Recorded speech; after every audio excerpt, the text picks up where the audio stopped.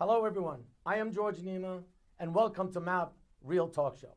Today, we are excited, first of all and mostly, to introduce two great people with me today, and as well as a legendary person that I've been working with for a long time now, and I got to know on a personal level. It's not even an interview anymore. It's a must system. I admire him for many years, for almost like 20, 30 years, and I've been so lucky to have him on board. But first, let me introduce you to my co-host, Cyndee Head. Hi. Hi. And on my right, the legend person that I call him. I know he doesn't like me when I say that, but I don't care. At this point, I am so happy and honored to have him sitting next to me today, being interviewed on MAAP Real Talk Show. Mr. Mike Watkiss.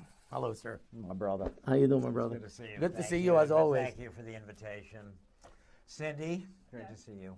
Thank you. I myself, to be honest with you, riveted right now. I'm feeling so proud at this moment that you've joined us, and you with no questions. And you said, "I like to help." You remember that word? You said, "I like to help," and you've always been since I met you. That's all you ever done. You don't question. You just help, and that's an admiration from my end. At my age, to say that to you, sir, and I'm being honest with you. We've made some movies together, so we've been down some down the road, but you know, and it's been it's been a great pleasure and a lot of fun working with you and with that whole organization. I'm sure we're getting ahead of ourselves. That's okay. There's a lot of questions coming up, yeah. But I don't want to veer from it. But the whole bottom line is, now that you at the height of your status as an actor, that's how I'm concerned. I worked with a lot of actors, but I haven't worked with a guy like you, so driven into the character. You go outside, you study yourself, you show up. Sometimes you might see me yelling and stuff because the other people, sometimes the other co-actors, sometimes they don't follow that kind of lead. And I just want you to know from my heart, now that you're a full actor, if there's a role, and let's say if tomorrow we decide to make a movie, another movie, what would it be? What would be your best role? Character role. I'd like to, the older I get, the more I sort of find it fascinating, the role of being a father. Wow. I'm sort of at the end of my, and not that, but I just think I spent so much of my life covering, and it's because I'm a dad, men who sort of abdicated their responsibility into tragic end, and how important mothers, of course, are the center of child's lives. But if I was to do something now, it'd be some study on the successes and the failures of being a father. Wow. And those are the things that interest me now. And I've sort of written some of the stories in my career, and I would like to make some of that into a film, but that's getting ahead of myself. Yeah, I don't know. I'm probably more answer than it is more answer than you should, but that's what I was saying. Yeah. I kind of warned actually my co-hosts, because I have a bunch of them now. Yeah. And we are so lucky to have This guy's a little off, so yeah, please. I mean, I am off sometimes too, because I'm a filmmaker. So to do this job like you've done for so many years, it's really difficult. It requires a little bit of crazy. Yeah, you have to be like a nut a little bit. Not too much. Not you and me. But not you and me, but the rest. Everybody else. But I know she has something wants to say to you, of course. And So, and that being said, yes. Now that you're acting, where do you get your inspirations from for your roles? I've sort of thrown all in on. I never wanted to play.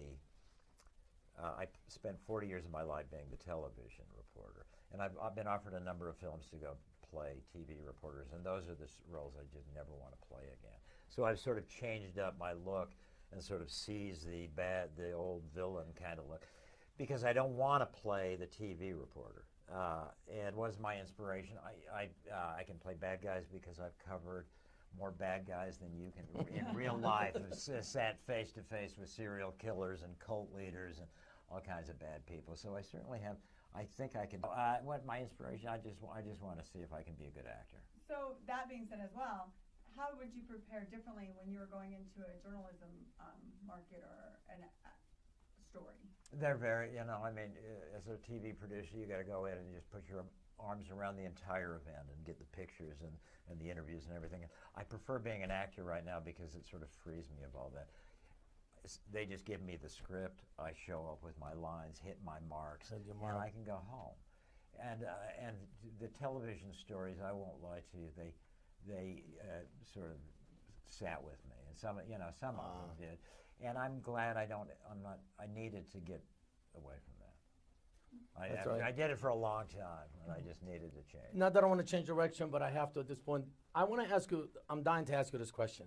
Yeah. This show, this premise of the show, why you were invited here, one of the main question is, We need. This is the because gotcha not moment. got you, it's got you to teach others. Now that you experienced journalism, you're top notch and acting and lead actor, and nobody could forget the stuff you do. But now that you hear, our premise of the show is about teaching and showing the people the ropes that as they're coming up. Like, let's say a college kid now leaving, is graduating, he wants to be an actor, and he's trying to pursue his career. What advice would you give that new person coming out?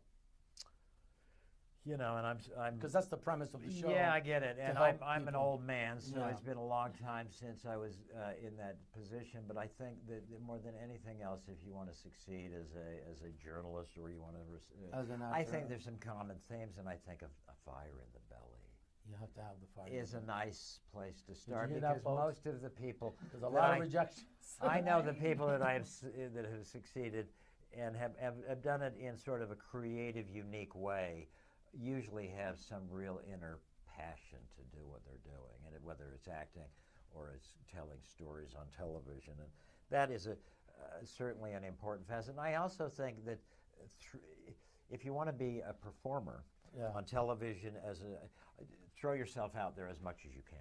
You know, an wise old man told me one time, said, you know, go make your mistakes in a small market. And that's the thing. Seize any opportunity you can to get it. It doesn't matter how small the stage is or how small the market is or something. Because I look back on my early days on television, and I'm mortified that they would let anybody that green on television. But, you know, thank God I was allowed to make some mistakes. And that's what we're doing too. And I got, and you know, and I don't know if I got any better, but I think I got more comfortable. But I was nervous until my last live shot, that final day. That was my follow-up, Channel 3. I still, you know, am I going to be able to pull it off? Yes. Am I going to learn that I'm really a fraud and I don't really know what You've been I'm hiding doing, it for 40 years. You know, and I'm going to tank this live shot and miss my time slot. And I think if you lose that completely, you've lost the passion to do it well. So true. Well said. But, you know, I think you got to want to do it and be prepared, as you said. Yeah. Be prepared for some rejection. A lot of rejection. Hopefully there are people out there who will give you a break, too, as a kid. And this is where I'm at this point. It's like, you know, people do make mistakes. And let them have a second chance sometime and learn from their mistakes. Well, I try to also follow that, too. I try to give them, being a coach and a director, sometimes they contradict each other a little bit. If you, I've seen you direct as a coach. You know what I mean? Making movies, dude, and it's a creative process. It crosses and roads. Sometimes that tension, and sometimes the amicable dynamics are very good. Sometimes a little creative tension is great. It's great. As long as it doesn't descend, you know what I mean? Yeah, well, there's a fire. But I want people to know. That's why I want to thank you so much for that line. You have something you want to say? Yeah, well, so that question to follow up is, what's your pet peeve, maybe professionally or maybe personally? Oh, I try not to have any more I'm too old to have pet peeves. You know, I just, when I'm on the set with George, it's like, just tell me what you want me to do, George, and I'm going to get out of the way and stay out of the politics, and that's sort of where I'm at. You know, I mean, what's my pet peeves? I mean, on a global scale, that we're not being very nice to each other. That's my pet peeve. You know, and then it's a world with too much hatred in it. And but as far as the industry is, I'm a newcomer to acting, and so I don't have really any advice to tell anybody how to run the business. It's hard. Spent just the last 6 months in LA sort of hiding out, a little sabbatical to do some writing, and you know, and taking acting classes. It was a great experience, you know. So in other words, studying the craft. So in other words, if you are starting out now, today, especially with this era with social network and all this stuff, don't be a fireman. What would you give your advice? I'd be a fireman. If I was going to do it all again, I'd be a What would you give yourself firefighter. as an advice? I swear, this is a true thing. So, what would you say to yourself at this time with all this, what's going on, all this craze? It took me a long time to adapt to it, by the way. Accolades for me, I have a problem. Like for me, that is. How does it feel? Pithy piece pithy. of Yeah. What would you do? I don't know. I would tell people that, you know, try to I think honesty to yourself, have a little, self-reflection about who you are and what you do, and try to ask yourself, what can I do to make my environment better? So journalism is a special kind of celebrity status, I'm sure, as you have fans. So what's kind of one of the weirdest or scariest fan contact you might have had? Yeah, that's an interesting question. My attitude has always been that if people don't come up to me and say, I know you and recognize you, then I've got a problem. So I have never, I've asked people to let me into their living rooms for 40 years. I can be gracious when somebody comes up, and honestly, I was always thankful that somebody recognized me and was kind enough to come up and say hi. So I never found that intimidating. And I'm not the kind of guy that's easily intimidated by somebody coming up to me anyhow. But I always felt like, thank you that you do know who I am and you have some sense of my work and you've let me into your living room. Because I was always grateful, and I never wanted to lose sight of that because I thought it was a trust factor. So it's not like I had celebrity stalkers or anything like that. I mean, I've had people put out the hits on me, and people that want to kill me. But I have. It's not even funny. But I have earned that anger. I've gone after people, and I'm glad that they consider me their enemy. But as far as that, people have always been very nice to me, and even if they don't like me and make fun of me in some way or another, and that certainly happened. I've been in a number of books where they talk nicely about me and not nicely. But the bottom line is that if they're not paying attention to me, then I'm in trouble. Right. So no such thing as bad press. Well, I and would say that you're most famous with your Dumber and Dumber line. I think that is infamous time. It was probably of the movies that I have done. I know that ours are going to be greatly, but the one movie that I did that is probably the most well known is Dumb and Dumber. And we're going to end that on this one. We'll take a short break. We'll be back. We'll be right back right after this.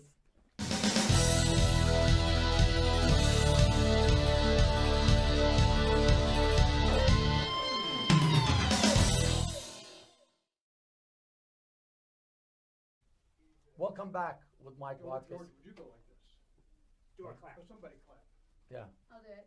Go ahead. Okay. Mike Watkiss, take 2. Okay, there we go. And Welcome back to MAAP Real Talk Show with Mike Watkiss. But on my left, I'd like to introduce you to my co-host, Ms. Peterson, Mercedes Peterson. thank you, George. You're welcome. And we were a little bit laughing earlier when nobody was here. And that brings me back to you, Mr. Watkiss, about talking, because you kind of touched base on it before, but I want to expand on it. What is your favorite role will be for Mike Watkiss today for the future? Like your favorite role, exploring. What I wanted to do, Because what you I would already like said to about do. the dad, but Well, I'm looking forward to my gangster That's what I turn meant. for you. We're going to do another episode of The Dark Side of By the way, Opulence. he just said that on his own. I did not ask Dark him. Side of Opulent 1 and 2 are in the can, and I guess we're going to begin Opulent 3 next month. Trilogy, yeah. Looking forward to that. I'm starting to work on the script. And I'm an old actor, and I know that it's So was that your favorite? Like, not just because I'm asking you this, What but is my favorite? what Yeah. did you like to explore? Like something. I something did. I else played. after I right now. played a sort of I played a degenerate old man who confronts a young man who's about to throw his life away. Right. In a little film once upon a time. That was. I liked that. I mean, I've liked all the roles I've done. Some of the films have been okay, and some of them haven't been okay. But I've learned in every one that I've done. Terrific. Speaking of being an actor, this is probably a question that you get asked all the time, but what's your favorite movie of all time that you're never going to get sick of? Oh man, I don't know if that. I love the Good movie question. Chinatown. Chinatown. Roman Polanski with Jack Nicholson. With Jack Nicholson. And yeah, I thought that was Faye Dunaway. Those Right, are yeah. remarkable actors. Did I get that? Yeah, Yeah, I think right. so. I just, that's a fabulous film. I mean, I like a lot of. God, I saw some really good films this year. Really enjoyed Just Mercy with Jamie Foxx. Just I mean, impossible for me to say what my favorite film is because I love films so much. You like me a whole bunch. Oh, I love so many films, but yeah, Chinatown always comes to the top Yes, of the list. Chinatown. What pulls you into that film? Just the music, the style, the noir, it's just, I think it's a great performance by everybody involved. I had an interesting, the film director, Roman Polanski, of course, was the man who made the film. And I had a weird encounter with him in Paris one time. So maybe that was enhances. There's always, with some of these things, there's stories behind the stories, but, I don't know. That's always fun. Well, this one I have to ask you, this is personal. Yes, sir. But not too personal. Yeah. But if you don't want to give a spoiler, that's fine. Yeah. I know you and I discussed something in the past, like about you were writing a documentary or a book about you and about the challenges you faced during your career. Now, if you had to, Yeah. are you gonna think of it as a movie, or are you just doing it like? I've been writing started writing down some of the stories behind the big stories I've covered. So what we did behind the scenes. And I started doing this many years ago because there were events that I just didn't want to forget and details in some of these stories, and I wanted to put them down. And so many of I've now finished a book, and I. Oh, you finished it? Because Yeah, you were it's really. for a It's. long I time think at the it. time. Yeah, I hope. You were like. Now MIA. I spent about 6 months in L.A. Just recently, and just went on sort of a sabbatical and hid in a little studio apartment about this size, and finished the book. And so, but now, I'm now so done with it. Some days I want to just take the computer that I wrote it on, take it out in the desert, and throw it into an abandoned. Because many of these stories really were more of an exorcism for me to sort of get this out of me. Yeah. And there's some of the book sort of explores just the dynamics of what the impact of being around this too much. I mean. The book is sort of set up. Many years ago, a man called me out of the blue, and he said, he was very sincere and seemed concerned, and he asked me, do you suffer post-traumatic stress disorder? And I had never really thought about it, but it sort of set my, and I don't say that in any way for people to feel sorry for me or that I'm a victim, because I wanted to go into every one of those fires, to every one of those crime scenes. I'm one of those kind of guys that's motivated. I love doing that. But it took its toll after a while, and I realized that, and that's part of the reason I got out of it, and part of the reason I wrote this book. Now I just feel like the rants of an old man, and I may just throw it away because nobody's going to be interested. But I have the book, and I finished it, and at some point I might, I may do something with it. Well, you have such a great speaking voice. If you decide to release this book, do you think that you would make an audiobook out of it? Well, my son says that this stuff would really better be told in a podcast, and telling the stories of, sitting in a tiny room with the notorious serial killer Richard Ramirez, the Night Stalker. Oh. And then one of the essays is, I'm sitting to him with a little metal table, I'm sitting into him as close, and he was a bad man, but sort of the stories of how we got there into this little room, and at the end of the day, he was such a punk, I just wanted to jump across the table and beat him up. But the old in you come back. That's the stuff like that, and again, I don't know if anybody's going to be interested in him, but I finished it, and maybe I'll do something with it someday. I think you should. Way, you're sweet. Thank you. This thing, I hope you're not going to be uncomfortable. I'm going to have to ask you because I know you. Yeah, I get uncomfortable. And very I like to put you on the George. uncomfortable side. Yeah, bring it on. Can you call yourself a rebel?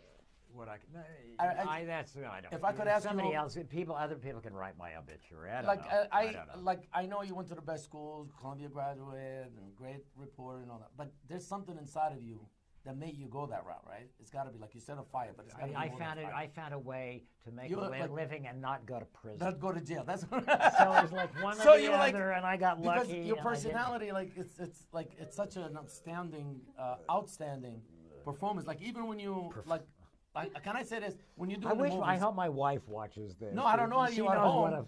But no, maybe I don't know. But as I dealt with you for the past couple of years, it's nothing but professionalism, and I see how you're a little bit tough on the delivery. My kids will laugh at you. Yeah, but I kind of admire that about you, and I think you get to the point. That's what I'm trying to say. Right, that's sweet.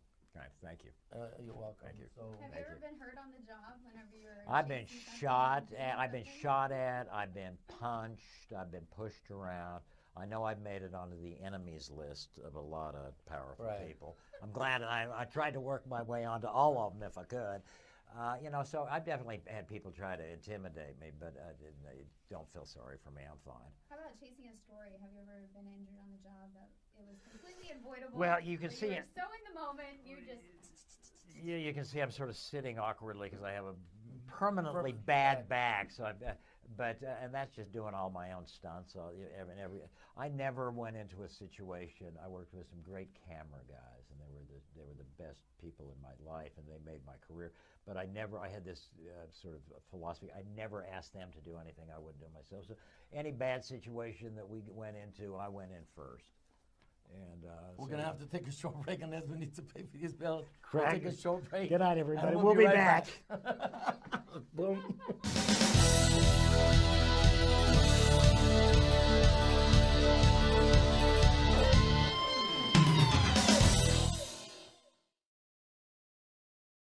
Welcome back with Mr. Mike Watkiss. And today I have my one of the co-hosts with me is Deana, Moody. Hi, Deana. Say hello. Mr. Watkiss has been back again now, chatting, and we spoke earlier about films and procedures and exploration and all that stuff. But one thing I need to ask you, like this is like a kind of to see where you at as far as the film industry and procedures, because a lot of people, like I told you, the premise is teaching people and not teaching, like they all know, but just to remind them, like a friendly reminder. When you go for the audition, what's the process that you think? Do you believe in the procedures of the process, like auditions? Well, if I believed in it, I'd get a lot more auditions than I audition for. But you go in and be prepared as you can. But there's a follow-up to there's a Yes. follow-up to it. How many, because of your status, no offense to this now, and don't take it the wrong way, because we admire you. How many people, without mentioning names, that called you just for your status to put you in a movie?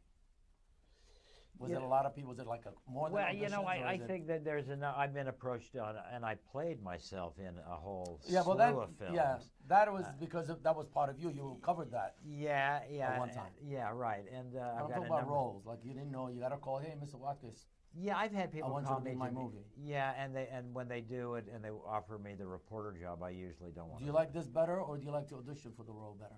Which one is like? Oh, drives you? I think they're both. I'd rather have people call me and offer me a role, so It's I don't easier. have to go through the audition process, which But is do you respect the immensely procedure, though? stressful. That's really a task But yeah, for a but I think filmmaker. it's part of the game, and you've got to be. I think if you want to be an actor, you've got to have an ability to go in and do a good audition and have your monologue, your classic, and your modern monologue ready to go. And some of that old school stuff. Much of what I'm finding now that when I'm being asked to audition, I'm self-taping. Right. I'm putting my cell phone up, as Yeah. and I'm doing the audition to camera, and then they're sending it. That allows actors who are not in LA, I think Right. that's better for me because I don't have to be hovering around in Los Angeles. Because much of that first step now, I'm finding, is to self-tape and then submit that way. It's all of a new world to me because I'm just starting, but that's apparently where it's at now. And I know for the last several auditions that I've been asked to do, it's self-taping first, and then you hope you get And a you call submit back. it. Yeah, I mean, I did when I first got to LA, went right in on a big commercial and got a call back, and then went on the avail list, which was exciting. Didn't end up getting the part, but it was you get a taste for it and you get the sense of how it works there. But it's like there's no one way to become an actor. There's no But every actor has gone through auditions or got done. lucky or known Right. somebody, and hopefully you're just smart enough to take advantage of that moment when you get a break. Well, October 5th, 2017, you walked into the first role, which you mentioned about the movie before, for that audition, and the room was full of people, if you remember, because my room's always full. Yeah. And you walked in there, and it was a whole bunch of people. Somebody behind the camera, I think, was there that day. Yeah, and somebody else was crazy behind the camera now. Yeah. But when you walked in, just to let you know, we were all shocked because we didn't know you it was an open call, open cast. There was no prior appointments, and you just showed up, and everybody in the room just wondered why Mr. Watkiss and he wasn't here called. And two people asked me, why didn't you call the people? But I need to tell you on camera, tell the truth. I did not know you were coming in. You just showed up. I don't. An actor friend of mine has recommended. Can you it. elaborate a little bit? Boy, just on the grapevine, I He was think. like, "Maybe you just showed up." Yeah, and just said that there were this audition for a film and didn't know a lot about it. And during the final years of my time at Channel 3, Right. I started to actively pursue Right. this, because I knew I was going to try to Right. do some more acting when I got out of being a day-to-day Right. reporter.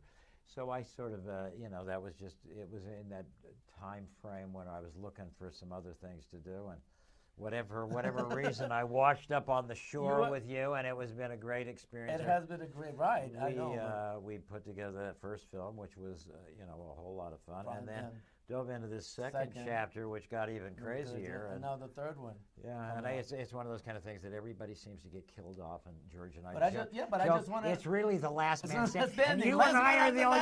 So it's either the director or me that gets killed, and I'm afraid you got more clout. So this may be my swan song in the film. Yeah, but I just went on the record to let you know, maybe this is a problem, women and your parents probably, your family, I should say, watching this. There was 3 people in the room that were making decisions on the roles. And every one of us in the room got confused because I had a writer by the name Juliana Ferrer from Joyce Ferrer. She worked in Hollywood for a long time. She was a ABC writer and head writer. And she wrote actually the story with me, and Mr. Wargo was also a director of casting with me.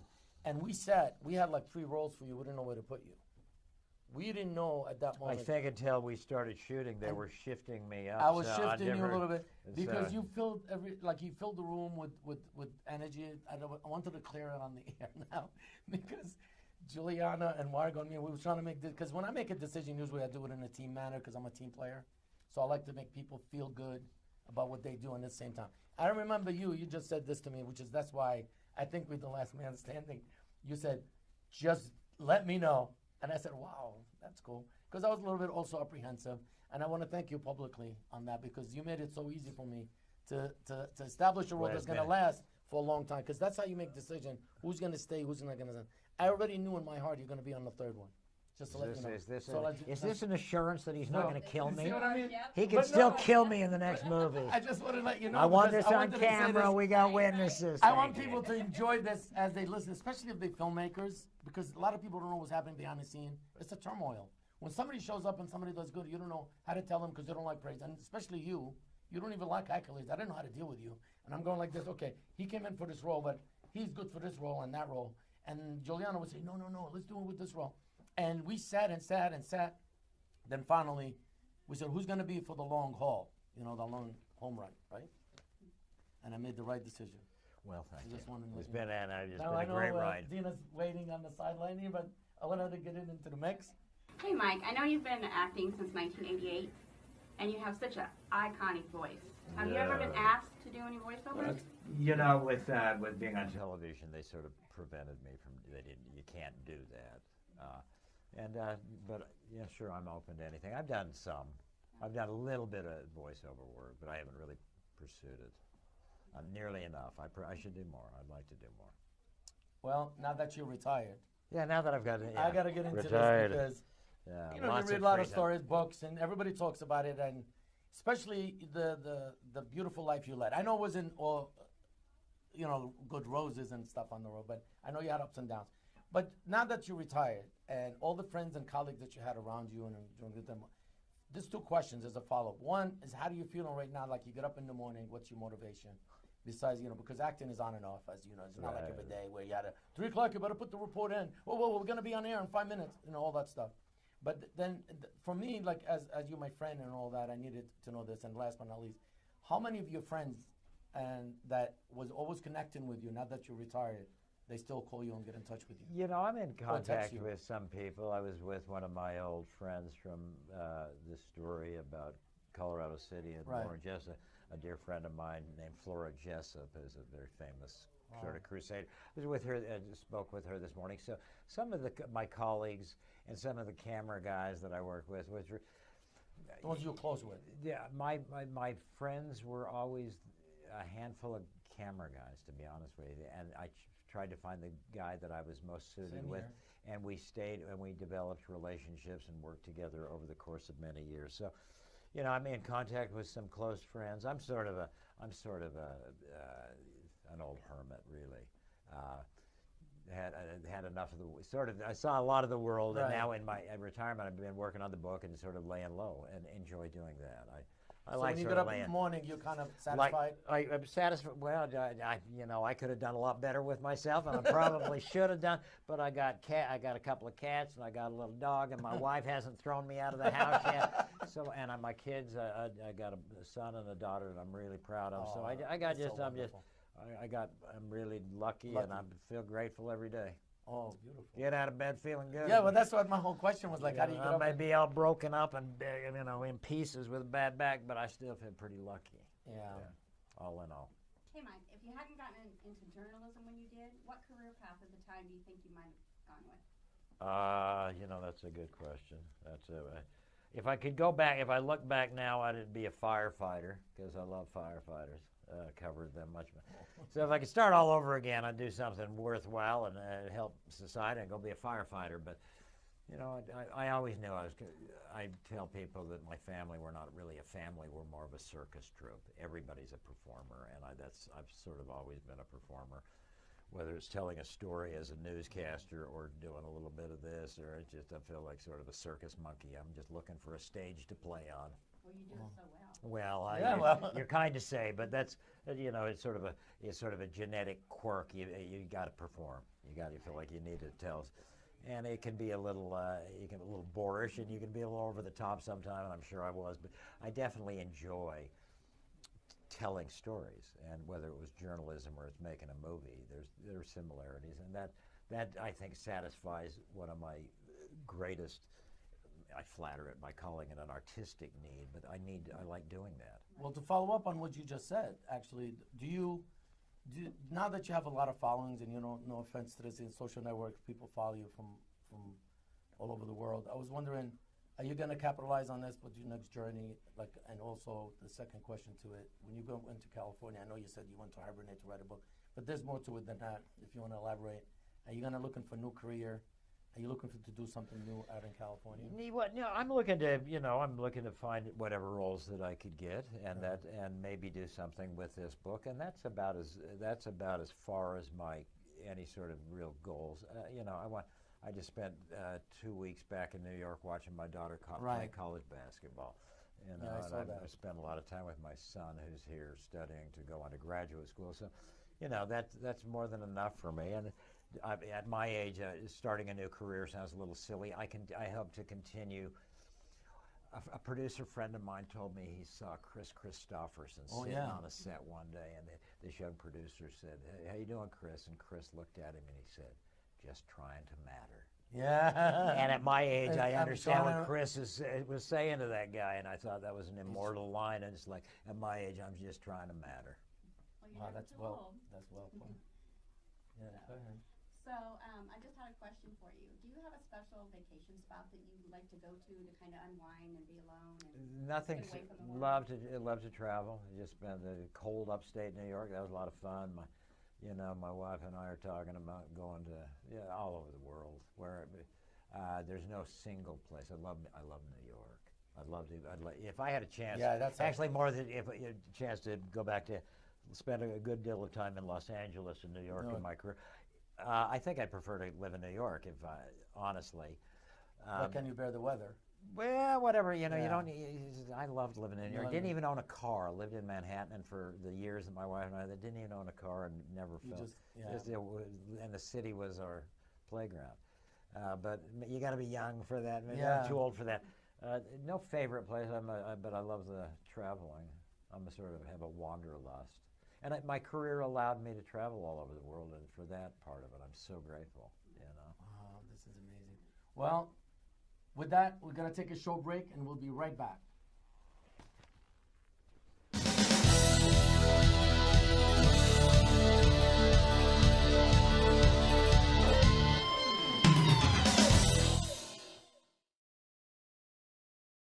Welcome back with Mr. Mike Watkiss. There's a couple of things I want to ask you. Like now, we're taking one-on-one, unlike before. How is it like married to a musician lady? Because I've watched her life. Yeah. And my wife. Your wife.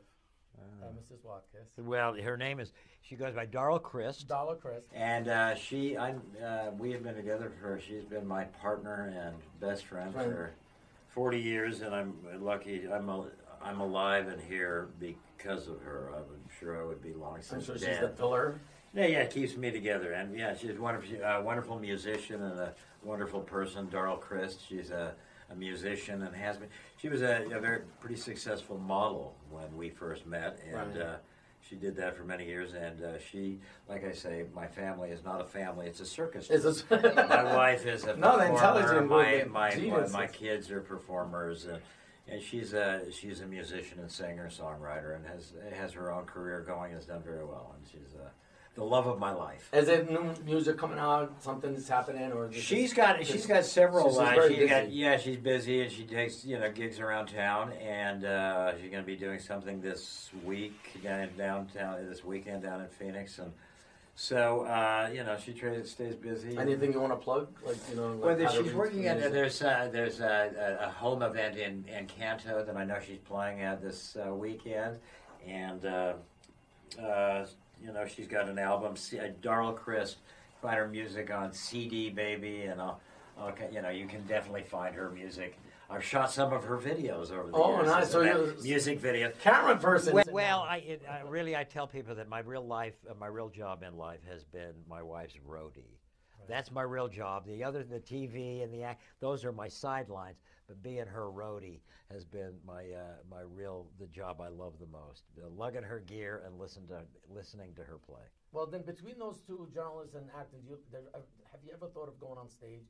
Because you have that presentation. I'm talking to you as a director, not even as a host. I've done you stage have, work. A voice, and you have. I've done some you stage could command work. the stage. I'm thinking that with this look, I could go play the old men of Shakespeare. Why not? The Macbeth. Tomorrow and tomorrow and tomorrow creeps in this petty pace to the last syllable of recorded time. You know what? I'm certainly I like doing stage work. I'm open to anything, George. It's fun, and I got to make a movie with you first. You are going to do it. As soon as we get that done, but then I'm open to anything. If we're still alive with this, I'd love to go do some Shakespeare in a community theater somewhere.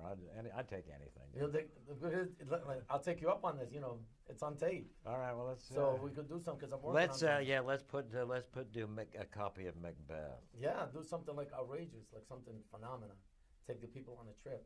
But also, what leads me to all this life that you said you grew up in Utah. Yes, sir. Yes, sir. And if you want to elaborate a little bit about your family and upbringing, but what takes me a little bit of surprise because as an East Coaster, you lived in a certain way of, no offense, can I use the word prepping way, behavior, like in a town, supposed to be religious and. Now, what drove you? Well, I never really did what I was supposed to do, George, most of my life. Is that what it is? So I don't really know if that. How was your upbringing? That's my wonderful parents. 14 years old. I was a bit of a wild man, but I did okay in school. I had lovely parents who were together until the day they died, and so I had a really nice childhood, and I had two big brothers that beat me up and kept me flying around. You're a revered journalist, so how did that come about, when you were growing up, living in this kind of condition? Because it's hard, journalists, you have to be almost like a comedian, too. Well, and talented. Yeah. And on your feet, on your toes. Yeah, I love, I had a great childhood. I was a lucky kid, and I've had a good family, and no major crises. I covered so many stories where children were in bad circumstances, and, it always made me feel lucky about your own circumstances. And I grew up in Salt Lake City, and then went away to college and started writing and becoming a journalist. But I had been acting and writing I started writing for newspapers, and when I was in high school, I was the editor of the newspaper when I was in high school. Well, that's what leads me to ask you, what was your favorite subject in high school? Oh, school. I should say ninth grade and up, because that's you really start to flirt. Oh, yeah. What was your favorite Well, I couldn't do math for, I'm not reading, I'm not journalism? No, yeah, I liked writing, and I liked writing, and I'm really dyslexic, George, which sort of made it interesting. So, but I sort of, despite that, learned how to cope in school and did okay, but definitely performing and journalism, and I liked English classes, even though I wasn't the most polished reader. But I was definitely not destined to go to pre-med. I was not great at sciences or math. I definitely have whatever side, right brain to being an artist, and that, I definitely have that. Well, this is what I want to ask you on camera as well. There's something for the teachers. What really inspired you? That's really, it's from the heart I'm saying. It's not even a question. What really inspired you when you were a kid? And which teacher that gave you that inspiration that you carried with you through your career? Is there anyone in particular you want to plug, or? You know, I had a lot of wonderful teachers. I had a great journalism teacher in high school, Gary B. Johnston. Gary B. Johnston. And he was a wonderful man and taught me journalism. You know, but I would really say that the role models and mentors in my life were my mom and dad, and I was lucky to have great mom and dad. Wow, this is like an insider now. I got something out of you today. Is there anything else in the works you've been auditioning for? You want to plug them? Soon as I land the auditions, I'll be happy to announce that I'm going to appear in a film unless you fire me. No. Yeah, we're going to start The Dark Side of Opulent 3. We're going to start shooting that soon, and that's the only, and then whatever comes after that. We're honored to have you as a lead actor, by the way. Finally, you're the lead. Usually, the first one was an ensemble cast, second was your first, and now this is you. Oh my This is technically. should I duck? It's aimed right at me, George. Yeah. So the picture will be you once we start finishing. Yeah, well, I'm looking forward to making the film. The last two have been a lot of fun. So if you want to just to let you know, your movie, the first one's going to be up March 3rd.